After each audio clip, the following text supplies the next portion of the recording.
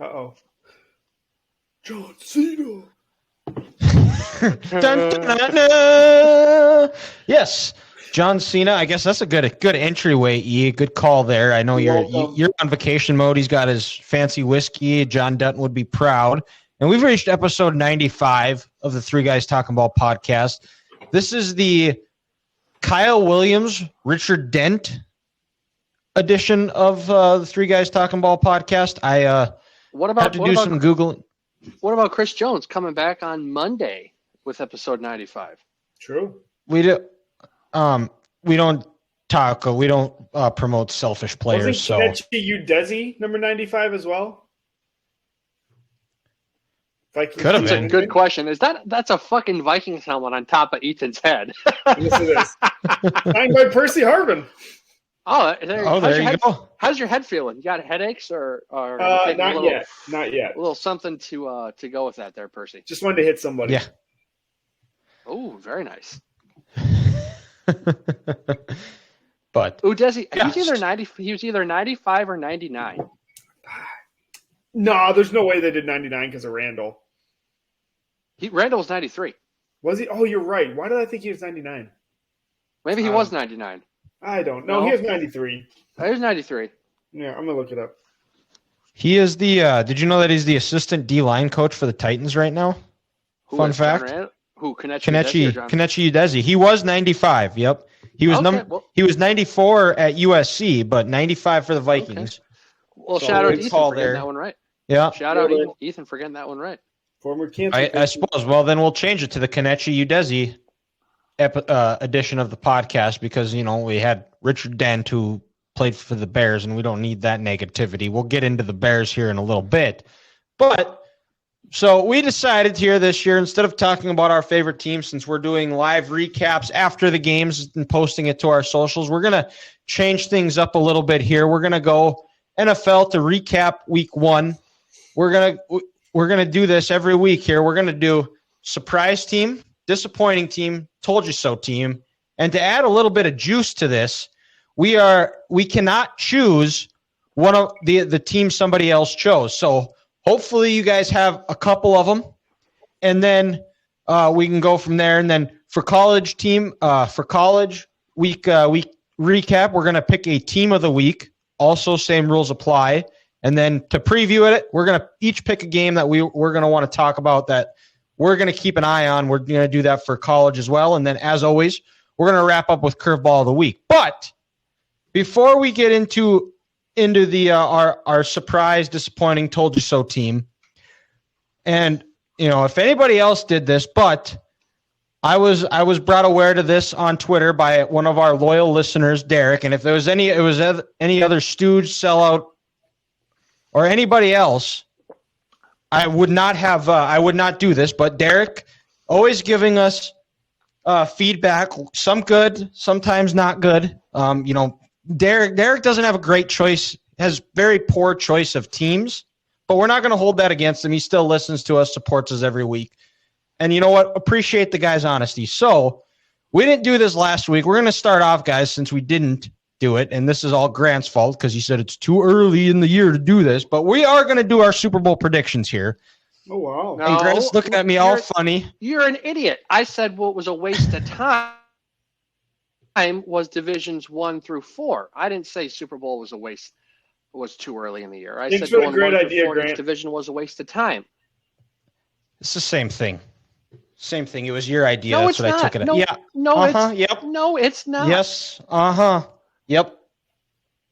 So we're gonna go with our Super Bowl teams, and since we're gonna be doing this with it's dependent on who's going first here. We're gonna go. This is gonna be snake draft style here. So I have names right here. Oh wow! In a hat. And I made mine shorter so I know that. Flip with the first pick of the 2023 Three Guys Talking Ball podcast. Yep, that's a good idea. But I cheated, so this is like Kim Jong-un for basketball. His known rules. I made all my names shorter, so I know they're mine. Well, if Dylan's getting the full Goodell treatment, Ethan, join in on me. Boo! We should just boo this man every day. Yeah. Boo this man. All right. So, with the first pick in the episode 95, Three Guys Talking Ball podcast snake draft, the first pick is Grant. Grant is number one. That's some good handwriting. Thank you. I had a teacher in first grade tell me it wasn't very good. Ever since then, my mom made sure I had good handwriting. Well, she was wrong. Was her name Carol? My first grade teacher? Yeah. I will not speak. I'm trying to not speak negatively about people anymore. Well, that's not fun. That's stupid. Just because they don't know about it doesn't mean you can't say it. The funny part about that is that my mom actually replaced her when she retired. Yeah, because she sucked. Yeah, you're the teacher better, before you. Oh, she did. One of the worst teachers I've ever had. See? By far. Actually, probably the worst. I don't think she listens to this or knows or remembers me. But because I remember when she walked, I went and I was helping my mom move stuff into her room, and I said something along the lines of, "I can still hear her screaming." And then when I went back to school, because I thought I was going to be a teacher, we had to do we had to talk about the worst teacher we had, and I didn't say the names. And then my teacher comes up to me, she goes, "Was it so and so?" I was like, "Yep, you got it. Yep, that was her. Yep." It was like, yeah, she just was always just so angry and crabby all the time. It's when you've built up a heck of a reputation when people know who you are without saying who you actually are. Yeah. And then in the second pick of the Three Guys Talking Ball snake draft of episode 95, yours truly. That would be Mr. Gress. Yep. And then, well, Ethan, I put in a bunch, so I wasn't just grabbing one, but look at that. Ethan, there it is. The election counts. Cheers, boys. So the election counts. Yep. It was fair. It was not. We were not harvesting ballots. There were no dead people that were voting in it. I'd like to file an appeal. Are we going to the Minnesota State Supreme Court? Because they might need to hear this. We're going right to the res. Well, it crosses state lines, so it's federal. I live in Shakopee. There's a reservation here. We're going with it. Hold on. Is the casino technically in Shakopee, or is it technically in Prior Lake? It's probably Prior Lake, but I have a casino across the street. So. Oh yeah. Yeah. World's biggest poker room. Just saying. That's right. All right. Well, shout out poker. I barely even know her. I know. Shout out Shakopee and Canterbury Park. Good time. But all right, well, and we can steal each other's if we have the same Super Bowl prediction, but the other things we cannot steal. So, Grant, since you got first pick, and it was your fault in the first place, we should just bump Ethan and have you and Ethan swap. But I would like free, fair elections. So, well. So Grant, the Super Bowl. Who's going to be in your Super Bowl? Who's going to be in my Super Bowl? Well, fellas, we're going to have a rematch. Not of last year, but the last good sporting event before COVID-19 happened. We're going to go back to February of 2020. Chiefs, 49ers. This time it'll be in Las Vegas, but we're going to have the same winner. I'm going to go Chiefs over Niners. I said that before last week's debacle in week 1. I'm sticking to it. We're not going to overreact to one game. You guys know how much I love the 49ers team. Yes. And Shanahan, and I think that offense is going to be humming the way they were the last 7 games with Brock last year. Like I mentioned, in Kansas City, Chris Jones is back. Travis Kelce is going to get healthy. Here, I think they're going to run the ball a little more while I figure out this passing game. And it gives time for the Chiefs defense to play well again throughout the whole year. So rematch, Super Bowl 54, this time Super Bowl 58. Chiefs over 49ers. All right, there you go. And, well, that goes to me then. I will, I'm going to, Grant, you kind of stole my idea here. I also have Chiefs 49ers in the Super Bowl. Whoa. And I'm going with, I think Brock Purdy stays healthy. I think they're going to be, I think the 49ers, I really like this team. And after week 1, they completely burned me on my Steelers +2. Early favorite right now for dumbest bet of the year. I'm going with the 49ers Chiefs as well, but I think it is very hard to repeat. There's a reason why we haven't seen it happen. It doesn't happen very often, where the last time was the 03-04 Patriots, and before that was I guess it was only 6 or 7 years, but has not happened in, well, now it'll be crazy to think 20 years since the last time a team repeated. And I think that trend continues for at least another year. And I'm taking the 49ers to win their 6th Super Bowl. Oh God, no, I can't. But yeah, you said it. It's on the record. I would put it on the record. That would put them ahead of the Cowboys, but yeah, this is a good 49ers team, and until Dallas beats them, I have to pick the 49ers as a fair and unbiased journalist. I guess journalist you can use lightly, but especially in today's world. Yeah. I think I am probably one of the fairest journalists. I think this podcast is probably the fairest, most objective journalist, honest. We're basically America's honesty brokers. Let's pump the brakes here, because I understand Dallas opened up a kind of whoop ass last week, but you said the Cowboys were going to have a great year. Let's not overreact to 1 week and call that honesty. I still think they're going to have a great year. There's a long way to go. They're still ascending, but I am very encouraged. Don't be mad. Hey, and also, there's only one team here, one of our teams here who's undefeated, and that's me right now. And yes, I will take the Week 1 Super Bowl. Thank you very much. Okay. Because in the words of Stephen A. Smith, they're an accident waiting to happen. Well, if you guys are wrong, we're all going to be wrong, because I'm going 49ers Chiefs too. I don't know. I just don't think 49ers looked amazing. Chiefs were meh, but they just shot themselves in the foot. Detroit didn't look that good. But no, I don't think anyone's going to beat the Chiefs when it comes down to it. Mahomes makes better plays than anyone else. Except in the Super Bowl, Brock Purdy, pride of Cyclones, state of Iowa, they're going to win. The 49ers win. Sorry, Grant. 2 slaps in the face on that one. I'm fine with the Niners, but the whole Iowa State thing is it's upsetting. But hey. It's all right. It's all right, Grant. You got the Cyhawk is back home, so you got that going. Last weekend, so life is good. And Brock Purdy also 0-4 against the Hawkeyes in his career. So 0-3. They didn't play in 20. True. Oh, that's right. They would have been 0-4 though. So they would have been 0-4. Yeah. I mean, hey, you're not going to find any Brock Purdy slander here. I like Brock. He's a good dude. Good player. So we got 2 49ers and a Chief. So I suppose then. All right, let's get into our Week 1 recap first. I mean, technically, I guess technically, it does. Okay. Technically, the floor is Ethan. We're starting with biggest surprise then. Okay. I'm going to go Packers. I thought they looked phenomenal. Granted, it is versus the Bears, but their offense probably was better than when they had Rodgers last year, and that's really saying something. 38 points versus anyone in the NFL is a lot of fucking points. Plus, their defense was flying.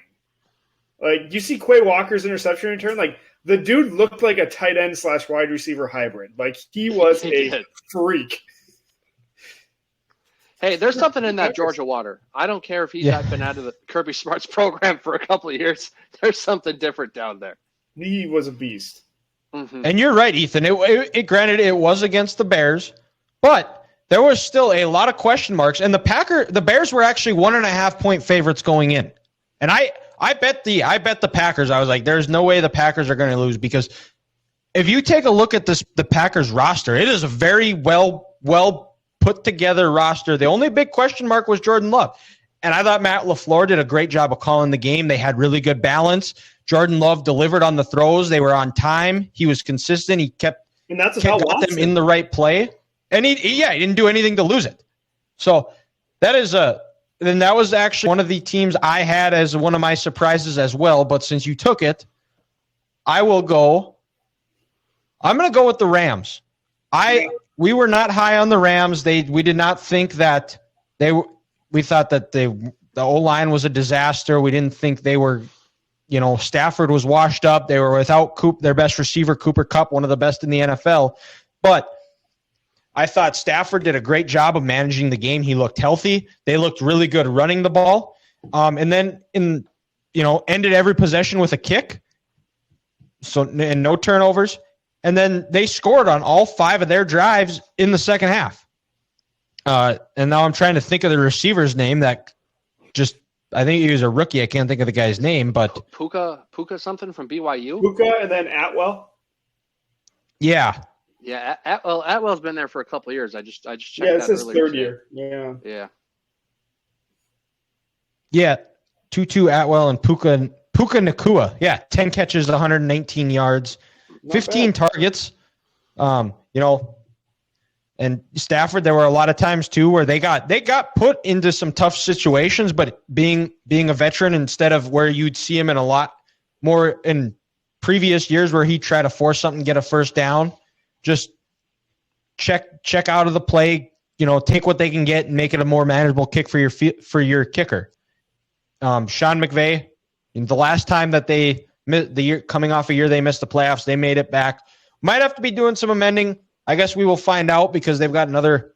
There's going to be 49ers are coming to town, so which will be a home game for the 49ers too, even though it is in LA. But if you're a Rams fan, you have to be encouraged by the way they played.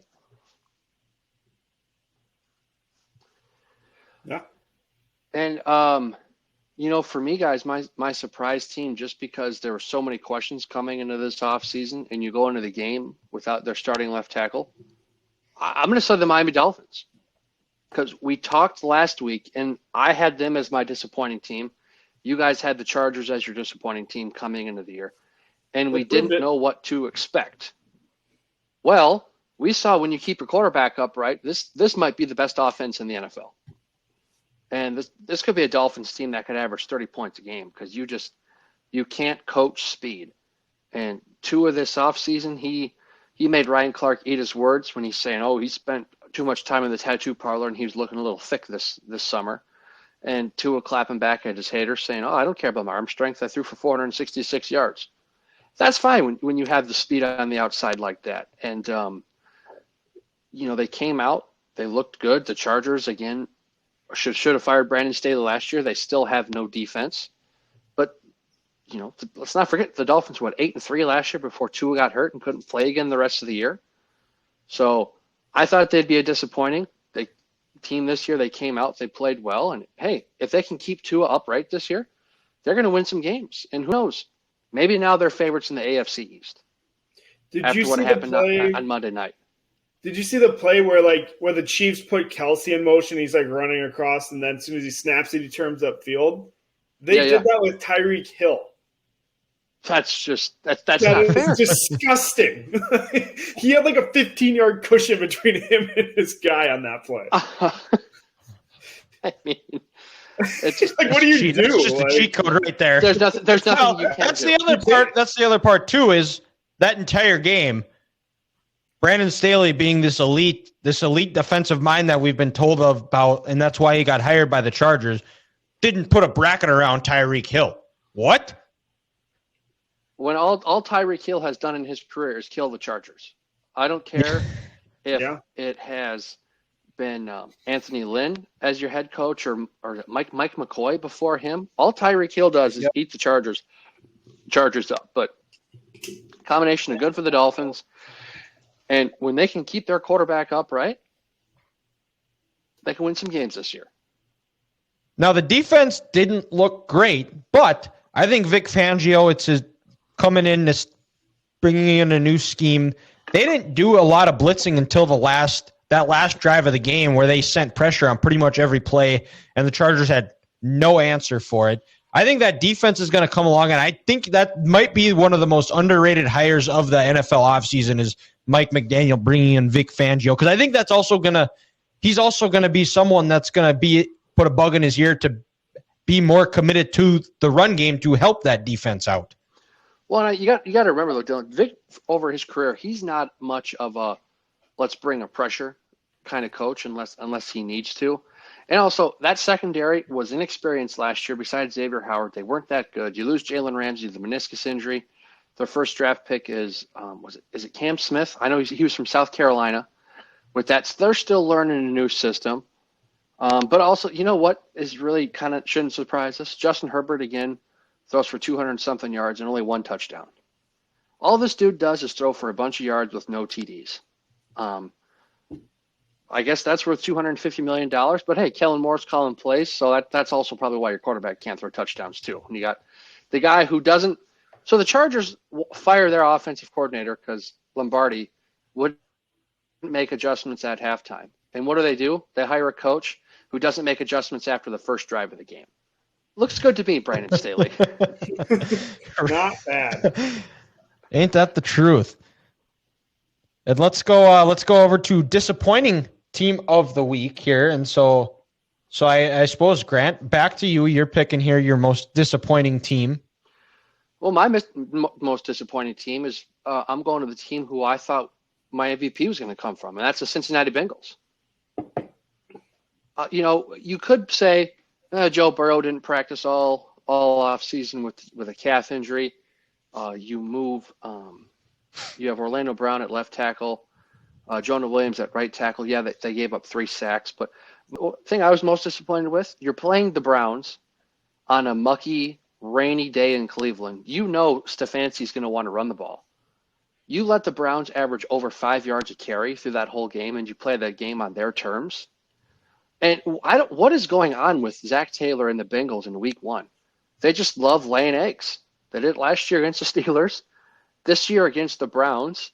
From just seeing the highlights and the way this team played, there was no sense of urgency.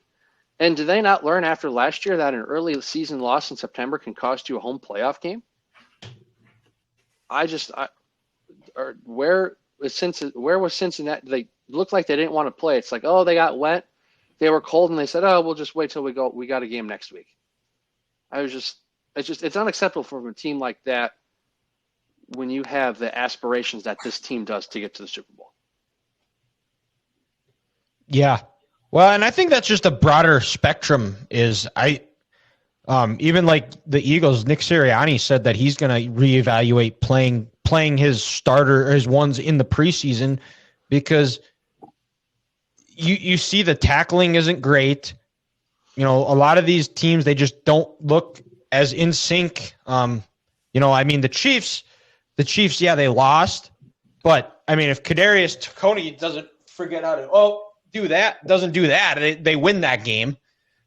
And it's also just injuries, too, there's 2 different sides to it where I think if you're your body still needs to get ready and to get used to taking hits, running around, scrambling, getting used to that physicality, because I think that's another part of where you see a lot of the injuries happening, and then just the out of syncness. And Grant, like you said, those slow starts can cost you a home playoff game, and especially Patrick Mahomes has never played a playoff game on the road.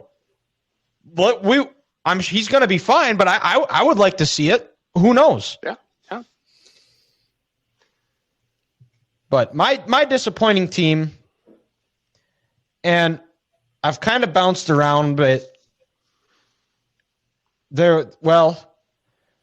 I've debated. I'm stuck here. I had the Bengals down as well, but I'm going to go with the Minnesota Vikings. I thought the defense looked really good. They were improved. I thought Flores did a good job, and but the mistakes came, and I thought the mistakes for the Vikings were just going to come on the defensive side. I did not expect it to come from the offense. They were sloppy. They had 3 turnovers.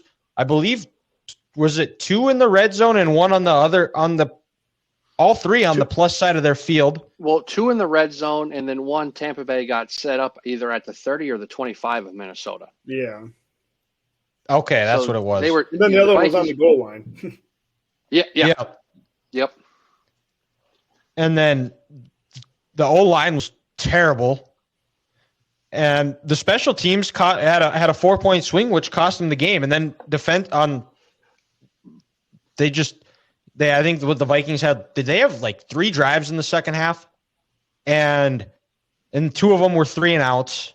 Mm-hmm. And then the defense gets off the field, and then the special teams brain farts. The guy lines up off sides instead of settling for a field goal. The Bucs get an automatic first down. That was when they had their touchdown.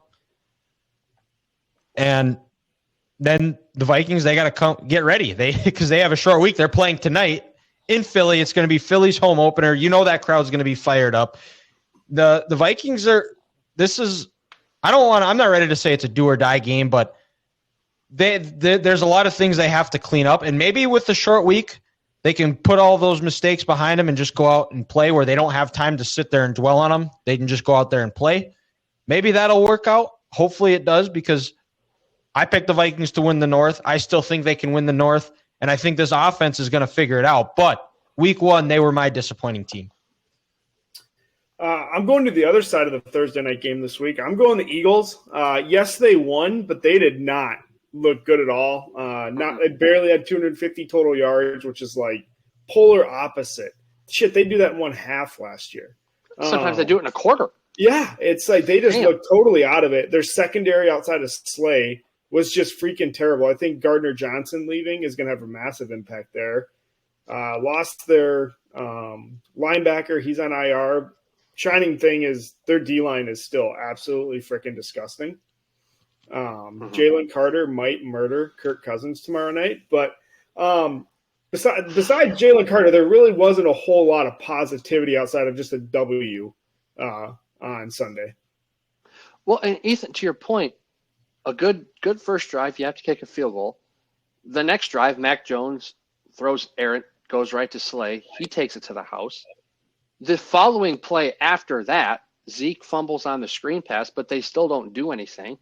And after that, Jake Elliott kicks 3 field goals. And I think it goes back to Dylan's point. The Eagles didn't play any starters in the preseason. They were ho-humming around. They looked kind of lost. And your point exactly, again, Dylan, Nakobe Dean, what was his problem coming out of college? Medical. He's out. James Bradbury's got a concussion. He's not playing. Fletcher Cox has a rib injury. Gainwell's not playing. Gainwell's not playing. Again, you lose. And they're also going to replace two coordinators. And they're trying to replace 2 coordinators. Yeah, so they just, to Ethan's point, they were just kind of ho-humming around, and they got lucky the Patriots couldn't put it together for a full game, because if the Patriots could have, they should have won that game, like Ethan called in April. Yeah. Well, and I had the Patriots covering. And if Belichick sticks with his regular rules of kicking those field goals, because they got stops when they had to, and then they end up going for it on 4th down in field goal range. If they kick the field goal, they get the stop, they get another stop, they drive down, that's in field goal range. They should have been 1-0, but Bill decided to gamble. And well, I think, that you can live by those policies Bill had when Tom Brady's your quarterback. But when Mac Jones is your guy and it's raining and you're building in a new passing offense, I think maybe you sit back and you're like, I got to be a little more aggressive here. So I get where Bill was coming from in that aspect, because you just don't have the faith in this offense, at least at this point in the year yet.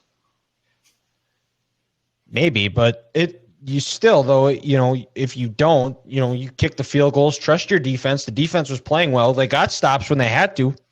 You kick them. So, then it's easy to armchair quarterback here, but armchair coach.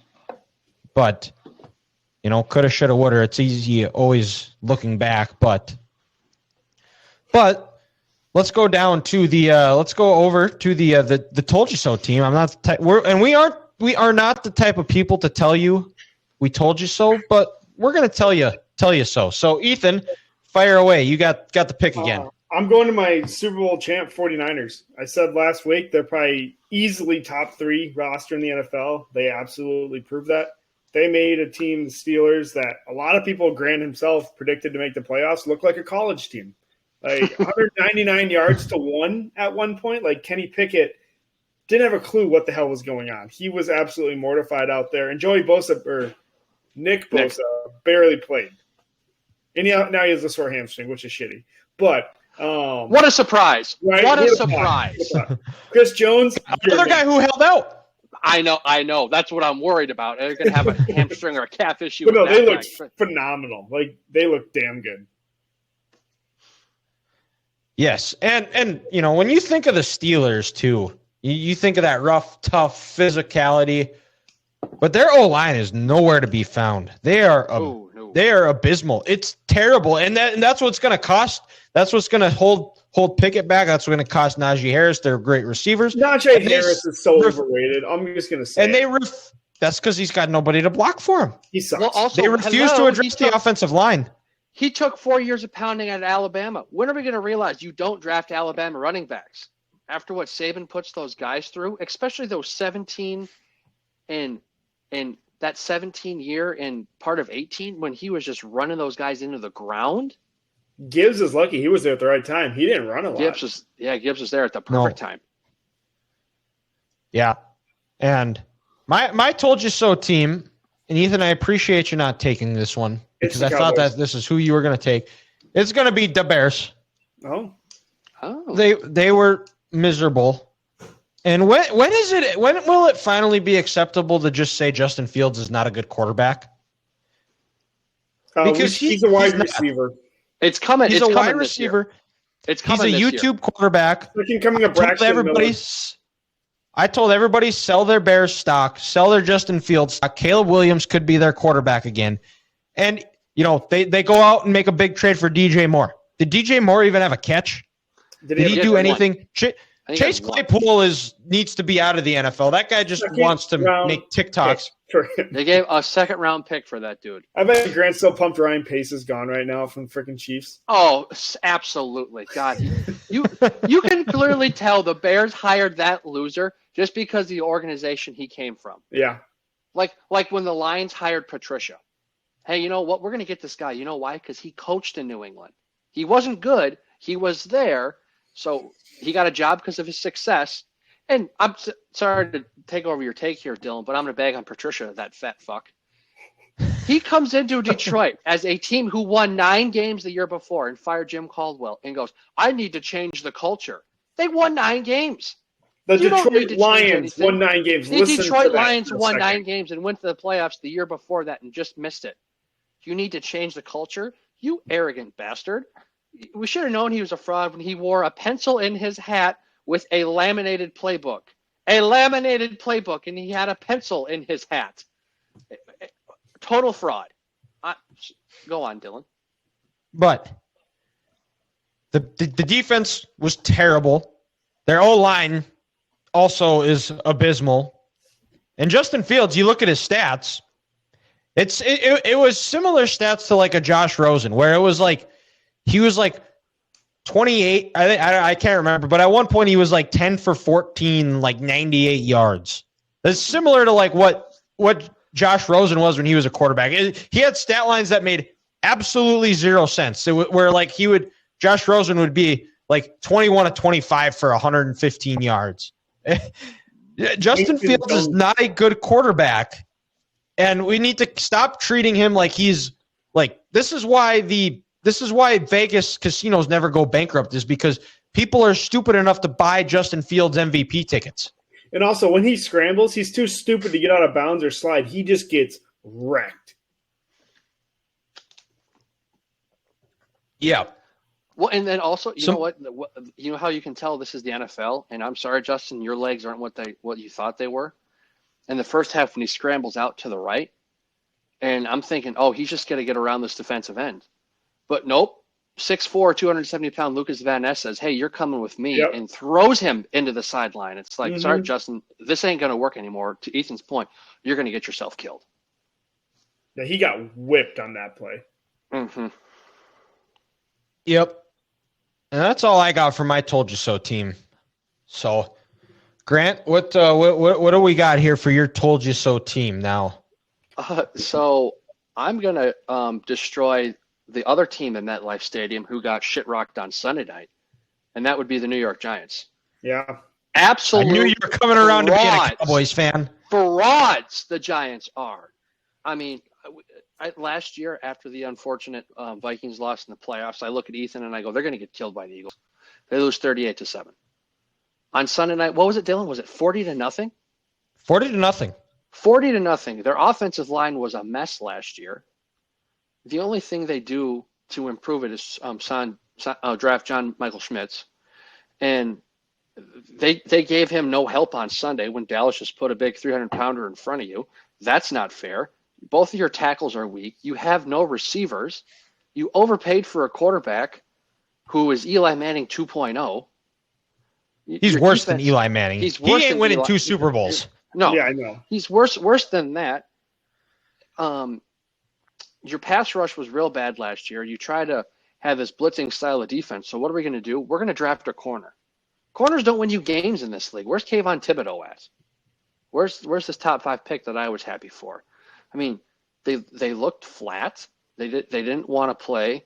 Apparently, Brian Daboll had a party that same week, so he was more focused on that than his actual game. It's just they're a fraudulent team, and I had them nowhere near my playoffs predictions this year. And after they looked this last week, you'd be surprised if they win 5 games this year. And and on that note, I got to give credit where credit is due. Dallas's defensive line, Dallas's defense dominated that game. Mike McCarthy scored more points than Kellen Moore. He's the better play caller. Dallas dominated the Giants. Dallas dominated the Giants, and the Giants looked like frauds. That shouldn't surprise us because the Giants aren't good. Well, and the Giants, they came out. They had a really good drive. They had a 1st and goal at like the 8, and then they had a false start. And then they snapped it over the center's head, and then a blocked field goal. And then the rains, it pours, and it was a torrential downpour there, literally and figuratively. Yeah. And I thought, I enjoyed Mike. I thought Mike McCarthy did a good job play calling. Basically, big thing was Dak. 0 turnovers. Well, and they are going, I think Mike McCarthy, now that he is the play caller, I think you're going to see him he's going to have a very similar style to when Cooper Rush was the quarterback, where they're not going to do something to lose the game. They're not going to beat themselves. Not many times do you have a $40 million a year annual value of contract for your quarterback, and you want to say less is more. But with that team, less Dak Prescott is more. Yep. Especially if you can get this running game going and keep this defense fresh, like Mike said, going into the week. If you keep that defensive front fresh against an absolute heinous offensive line that is the New York Giants, that looked like the Iowa Hawkeyes offensive line last year. At least on Sunday, there are 2 tackles trying to block DeMarcus Lawrence and Micah Parsons. But that's going to happen. You're going to get your quarterback killed, and New York, who won the offseason, I don't know how, is going to look like frauds. Yep. And that's concludes our NFL Week 1 recap here. I like this. I think this is going to be a lot of fun to do. We can't steal each other's teams is a good curveball in there to really jazz things up. And with that, we'll go down to the college ranks. We'll do our Week 2 recap here with our team of the week. And Grant, you just had it, so back-to-back. Who is your college Week 2 team of the week? I could go with the low-hanging fruit here, but I'm going to leave that for Dylan. I'm going to go with a different team that played in the state of Texas, but they're not from Texas. Oregon. Not Oregon. I'm going to go with the Utah Utes. Ah, yes. Oh, for sheer fact, guys. This is the game I watched at the early hour on Saturday. Sorry, Dion, I was not part of the 8.7 million people who watched you play Nebraska. I apologize. But it was, I think, we don't apologize on this podcast. It was 105 or 106 in Waco, and on the field it was 130 degrees. Jesus, how did no Utah is not used to practicing in the heat. They were down to their backup quarterback. They started Bryson Barnes. He was 6 of 19. They brought in Nate Johnson. They stuck it out. They fought till the end. Their defense got 2 turnovers when they needed to. and they score 2 touchdowns in the last, I want to say minute 20 or minute 40 of that game to get a big win in Waco. I understand Baylor lost to Texas State the week before, but just to survive that heat when you're not used to it, there's nothing you can do to prepare for it. They stuck it through. It was a gritty win for the Utes. They're kind of a team like me. They're a team that I root for. How can you not like Kyle Whittingham with Cam Rising still on the bench? Just a gutsy win at the 11 o'clock hour on Saturday. So I'm going to go with Utah, just because overcoming something that they couldn't prepare for. Even coming across the time zone to an 11 coming across exactly an early game, coming across the time zone. You leave Salt Lake City. And against a Baylor team who knew their backs were against the wall, after an embarrassing loss, they came to play. But Utah stuck their game plan. They didn't get down. They lost some players because of cramps, and they gutted it through. And now they're still in the Pac-12 race, and they don't have to have a bad non-conference loss going into Pac-12 play. Yeah. I did not get to see any of the Utah game, but I was in Bowman coaching at a junior high jamboree, but got back to see all the afternoon games. But my team of the week, yes, and since it's there, I'm not going to turn it down. Here, there were a couple, but because I also had written down Miami and Washington State, because anytime Wisconsin loses, America wins. It has to be the Texas Longhorns to go into Bryant-Denny Stadium and dominate that game, and dominate up front, throw Bama around, do what Alabama has done to everybody for the last Nick Saban's been there for 17 years now. 17 years. And Quinn Ewers have an early Heisman moment. There was a lot of questions with his consistency. They talked about it on the broadcast, how he really got more focused. He kind of, he came in a little bit cocky. The fact that he went to Ohio State, I said he was going to be Tate Martell 2.0, but he transferred, so I don't have to say bad things about him anymore. He's down about 20 pounds from what he was. He looked efficient. He didn't turn the ball over. He hit a couple of beautiful deep balls. Sarkisian is a master play caller of just getting guys, creating matchup nightmares. And then when the game hung in the balance for 7 minutes to go, Alabama's thinking we get a stop here. We go down and score. We get a one-possession game. We get another stop. But Sarkisian didn't fret, wasn't scared, called 3 straight run plays on 2 different occasions on third and mediums, and they picked them up both times. And it wasn't an RPO. It wasn't a quarterback run. It was a just give to the running back. And this Texas team, do I dare say Texas is back? I'm not ready to go that far yet. I'm not going to say it yet. But because this would be a total Texas thing, is with Wyoming coming to town where they should win, but it might be ugly, where they play to the level of the competition, does this give them the confidence they need that we don't need to play down, but we give this effort every time, we're going to win by 60? We'll find out. But up front, and you look at their recruits, where they've recruited heavily since Sark's been there, is they've gone heavy on the offensive line, heavy on the defensive line, heavy in the linebackers, and you're seeing that come to fruition, where it was a living hell for Jalen Milroe in the back yesterday or on Saturday in the Alabama offense. So Texas is my college team of the week.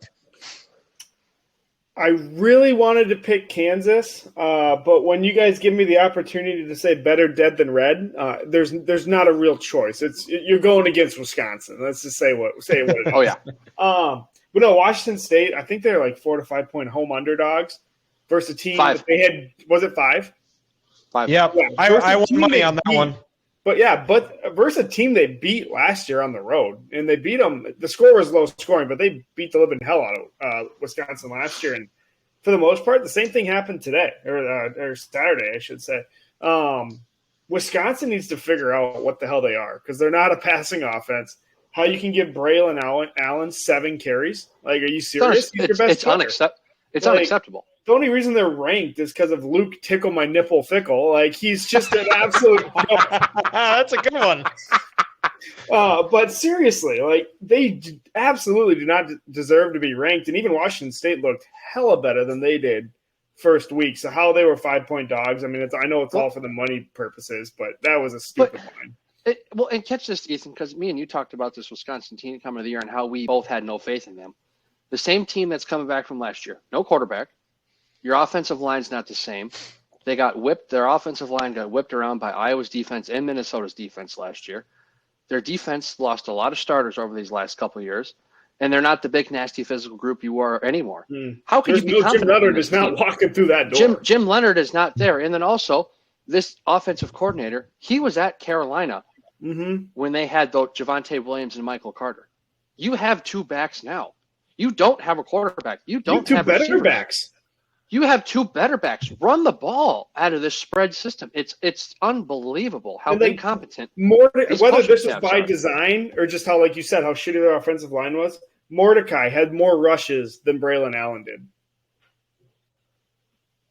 That's just unacceptable. It's insane. It's absolutely nuts. Oh, it's terrible. Maybe there's something about that Wisconsin air when you get there.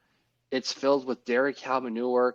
People don't bathe. They use Velveeta as deodorant. Maybe your IQ just drops when you get into that barren cheese wasteland of a state with a bunch of uneducated mouth breathers over there. But it's just unbelievable. It's incredible how incompetent they have been these first two games. And who do they have? They have sent Western Michigan. No, that's Iowa. They have like a decent. Georgia Southern. Who beat Nebraska last year. They absolutely could lose. Georgia Southern's 2-0. I don't know who they beat, but that's absolutely a game that they can't take lightly. They beat UAB and the Citadel. So I don't know. Georgia Southern beat Nebraska last year. They got Scott Frost fired. 2019. They got Scott Frost fired. Stand up, Clay Helton. Yeah. And that was predominantly a triple option team, and that to be able to flip that roster around as fast as he did, that's pretty impressive. But on top of being an FCS about 2 years before that. Yeah, no kidding. Yeah. Well, no, they've been in the FBS since we were in college. It's been a little bit, but yeah, they've been in it for quite a while. Because my freshman year, that was the year they beat Florida in the Swamp. That was like kind of their tweener year where they were still considered FCS, but they weren't eligible for the playoffs. Weird. Okay. So they play. So they beat. So and then the next year 2014 was their first year in FBS. Has it really been that long? Holy shit. Yeah. My good God. Holy balls. Because there was talk, because that was McKinnon's senior year, and there was talk that if they could have met in Frisco, or they could have met in the Fargo Dome again for the semifinals that year, for the third straight year in a row. Interesting. But that's dope. College preview. Yeah. Or NFL. We're going to go with our NFL game of the week here. Okay. Week 2 NFL game of the week here. So, Ethan, back to you. I'm going Packers-Falcons. Not a game I don't think many of us had circled to start the year, but both teams looked pretty goddamn good, and they have very similar styles of football. They want to run the ball. They want to get downhill.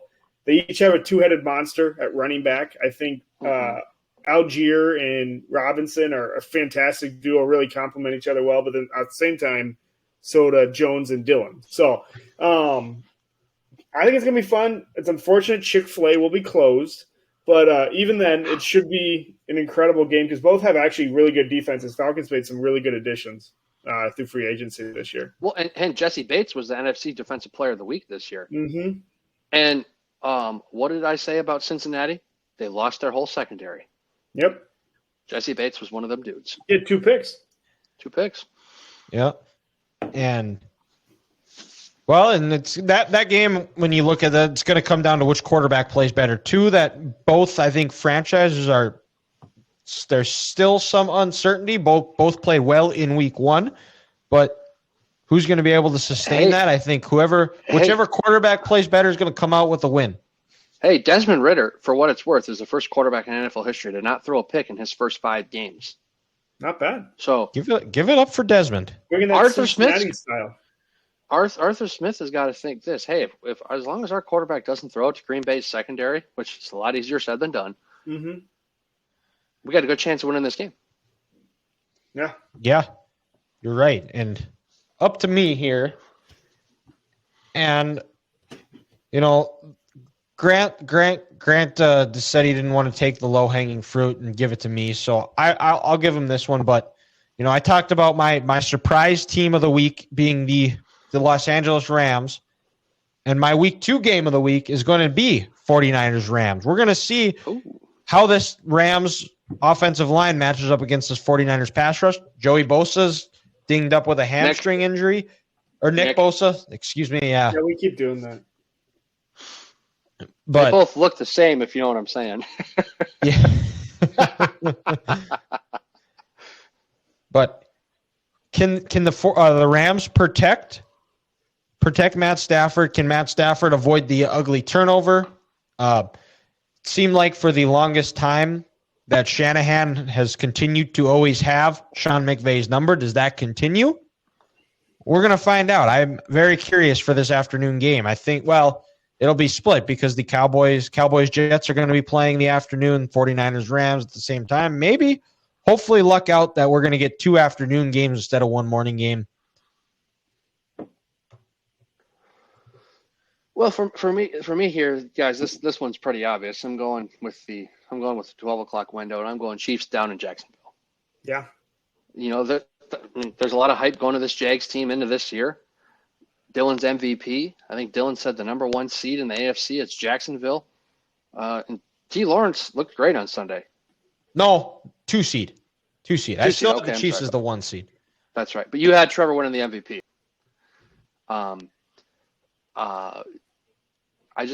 Calvin Ridley coming back. He looked like an absolute man on a mission. He's a beast, and I think he had like a 30-yard catch taken back too.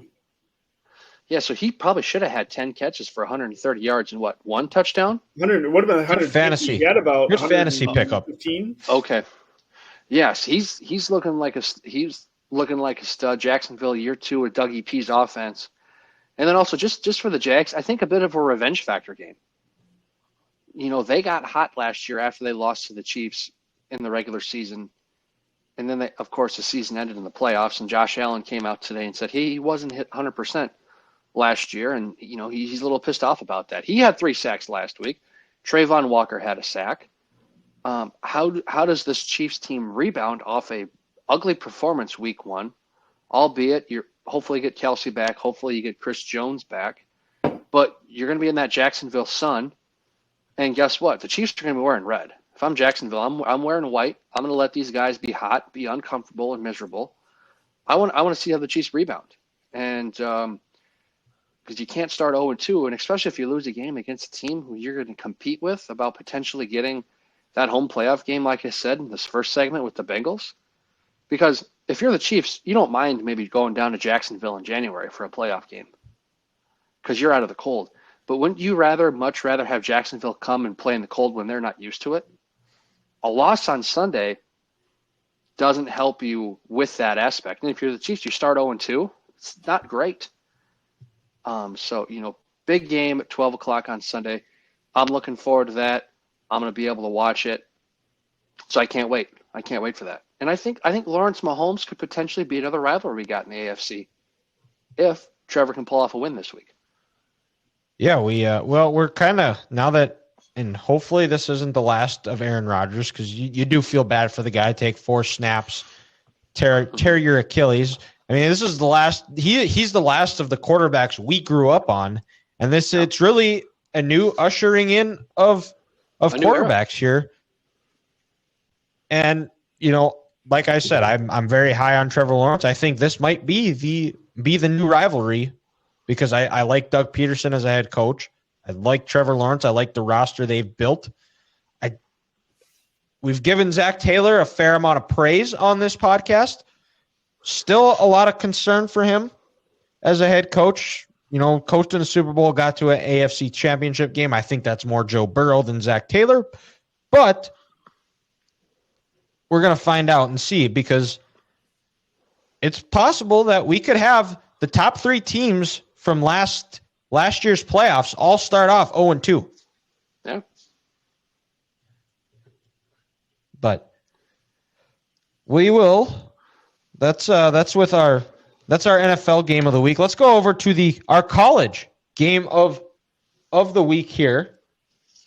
And now that I'm lost. Now, Grant, did you just go back? Okay, so Grant, fire away. Because this week, Ethan and I had the back-to-backs in the snake order. Yep. And my NFL game was in the state of Florida. Well, boys, I'm staying in the state of Florida this week. And I'm going to go Tennessee and Florida. And in this aspect, Tennessee, they had a lot of hope coming into this season. Destroyed Virginia week 1. Last week, they kind of ho-hummed around against Austin, PA. It took a while to get going. And this is a big game. Well, last year, Tennessee, for big games on the road, at Georgia, at South Carolina, struggled. This game is in the swamp. And yeah, I get Florida's down, but Tennessee, they need to come out and they need to dominate early to get some confidence going for this year. And for Florida, after that drubbing they took week 1 against Utah, people want Billy Napier's head. And now with Dion and the transfer portal, with the amount of money that University of Florida could potentially spend, people don't want to wait around for, hey, I'm going to build this roster my way. It's a win now moment. And for Florida to have a big rivalry game at home in the swamp at 7 o'clock, you need to win this because their schedule's not going to get any easier after this. Guys, listen to some of these games they still have to play after Tennessee this year. And if they start off 1-2, you still have to play Georgia, Kentucky, South Carolina, Arkansas, LSU. You have to go to Missouri in the middle of November. That's a cold game for Florida. And then you end the year with Florida State. If they don't get to 6 wins this year and they don't get that bowl preparation where they have another, let's say, 13, 14 practices, especially with how embarrassed they were last year in the Las Vegas Bowl. I think it was the Las Vegas Bowl where they lost by 30. And I look into next year's schedule where they have to play an SEC schedule. They have to go to Texas. They also wait for this guys have to play UCF, Miami, and Florida State next year. They play 11 Power 5 teams. And this game this weekend, this is huge for the Billy Napier area in Florida. So I'm looking forward to Florida, Tennessee. Well, and right now I believe Florida's got a top 5 recruiting class. And Tennessee did not look great last week.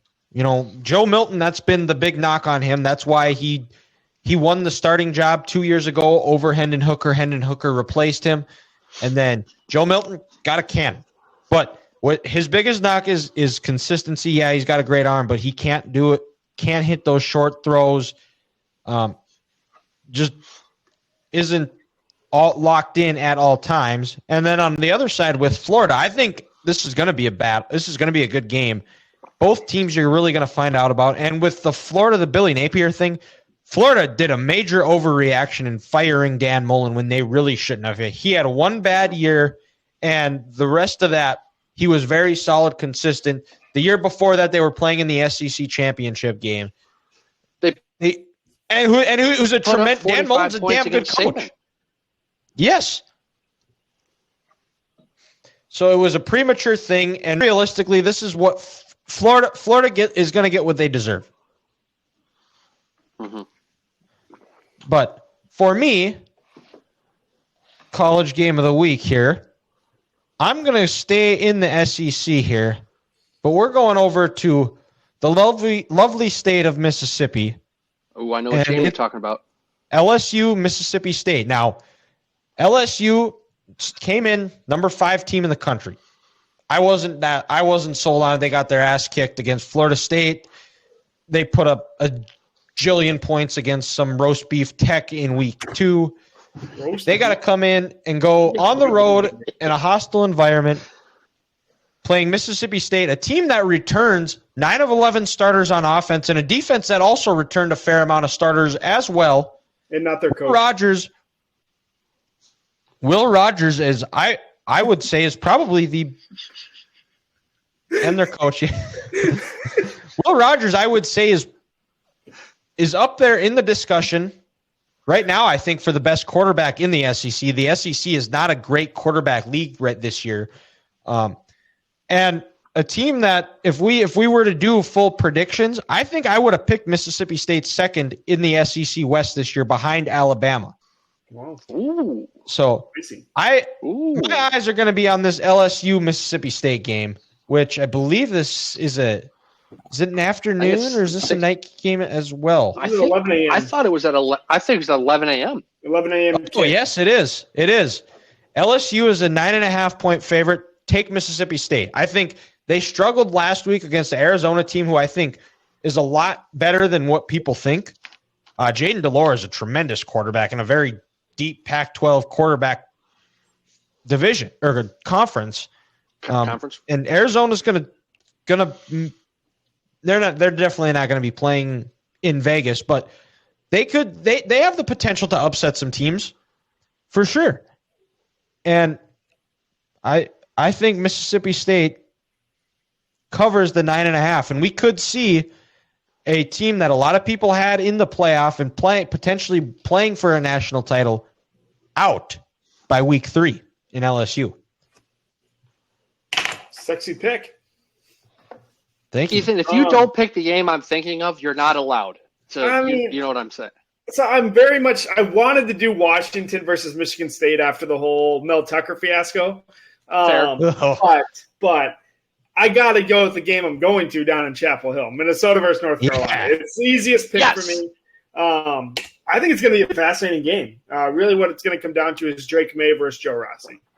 Can the Gophers defense slow him down enough to get points on the board? I don't think I should say I absolutely think last week's play calling for Minnesota was by design. You ran it 50 times.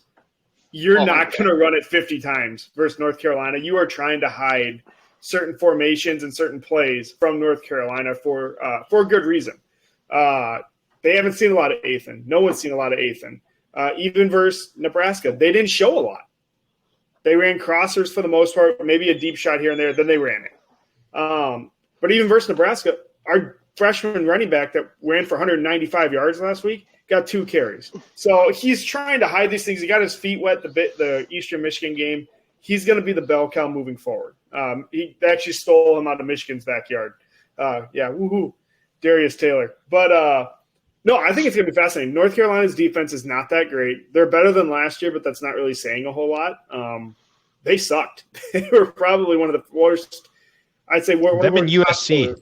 Yeah, them and USC might have been the worst too. Like easily top 10. But if the Gophers O-line can control the game and Rossi can hold them to 24 points or less, like I legitimately think the Gophers come back with a W.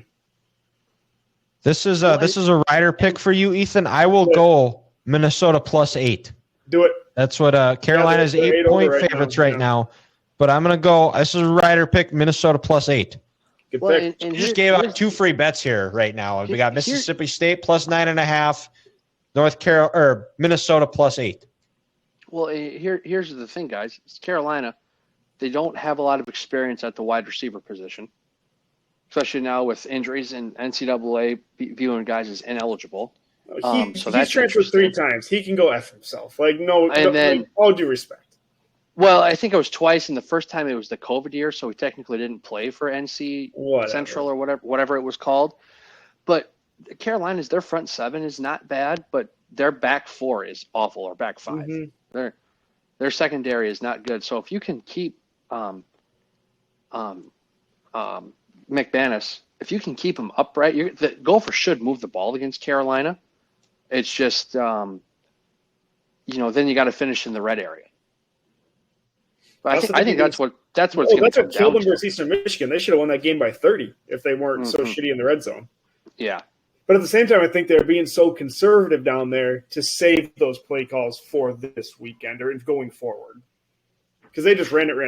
There was nothing like creative at all once they got it. And I think, when you look at the skill set between the Gophers and Eastern Michigan, you should be able to run down their throat. You shouldn't have to worry about anything like that. So We'll see. It's going to be a game of chess. And to your point, Drake May hasn't played that good yet this year. He hasn't had that stellar performance like he had all of last year. So we'll see. Maybe he misses his play caller, who's now in Madison. To be determined. And he hasn't faced a DC probably maybe Clemson last year that as good as Joe Rossi. I would argue Clemson last year and then probably Pittsburgh. With Narduzzi as our head coach. Yeah, other than that, there's no way. Joe Rossi is top 10 defensive coordinator. There's a reason Auburn offered them their DC. Oh, is that who Hugh tried to pry away? I believe that's who the SEC team that tried to pry him out. Well, either them or Ole Miss. It's only one of those two, yeah. But I don't know. I think Kiffin he'd hire I think you're right. It's Auburn because I think Kiffin he's got too much of an ego and he's an SEC fanboy. Mm-hmm. So he'd go after the overrated Alabama D coordinator over the better coach at Minnesota. Yeah, exactly. That's true. But yeah, no, I'm excited to watch this game. It's the 2:30 Central game on ESPN, and same time as the Bison will be playing. So I guess I'll have the Gopher game on the small one, Bison on the big one. I got this worked out. All right. And with that, we're going to kick it over to Grant for Curveball of the Week. After me having it back-to-back weeks, Grant, the floor is yours. So, guys, you said you've been having this one. You said you've been having this one cooking for a while, so this better be good. No pressure. Hopefully it's not overdone. Stay tuned, folks. We'll find out. But it's never too early to think about the Super Bowl and to think about the musical halftime performance. So I just want to know, guys, who would be your dream halftime performer at the Super Bowl for that 20-minute concert? After we saw Eric Church, I don't know if I could see a better performer. Ethan, it's funny you mentioned that because you stole the answer right out of my mouth. He was so good. Morgan was great. We've talked about this how many times, but no, Eric was absolutely unbelievable. And especially this year, since it's in Vegas and it's in that dome. Yeah. By the same Mortensen, the same company who created U.S. Bank in Allegiant Stadium. The atmosphere would just be unbelievable there in Vegas. Awesome. Yeah, it'd be awesome. Kid Rock. Definitely Kid Rock. Good one. Yep. Comes out to sing an American Badass. And Ba with the Ba, Cowboy. I still have yet to find a bad Kid Rock song. But all summer long, Kid Rock would put on an absolute show. And I guess to not piggyback on Ethan when he said Eric Church, so I'll let Ethan get credit for that one. Another guy who was at U.S. Bank this last May, but I think would be awesome, would be Luke Combs. Yeah. America might not want that. But I don't care what America wants. This is what I want. And why would America not want Luke Combs? I bet both of those guys are likable enough, though, that it wouldn't matter. That's true. I feel like more people, maybe they don't like country, but they like them. Well, and Church is almost more. He's more of a rocker too. He's more of rock than country. Yeah, he's more rock than country, and he just brings the energy. Yeah, he's phenomenal. But all right, well, that concludes our show here. We will be back next week with a surprise, disappointing, told you so, college team of the week, NFL game of the week for our week 3 NFL preview. Week 4 college football preview. Oh yeah, sure. And we won't be doing any Super Bowl or predictions of sorts because we got that all sorted out. So Derek, you don't have to call me out on Twitter. If you have anything to say, make sure it's nice and say thank you for doing a Super Bowl prediction because I'm pretty sure if we did do our Super Bowl predictions last week, it would have been the same answers. But I know mine would have been. Check us out on all of our social medias. Facebook, Instagram, TikTok, Twitter, 3 Guys Talking Ball Podcast. You can search it. 3GTV Podcast is on Instagram, TikTok, and Instagram, TikTok, and Twitter. Facebook, YouTube, 3 Guys Talking Ball Podcast. We'll be doing live recaps of the games on Saturday and Sunday. And we will talk to you next time.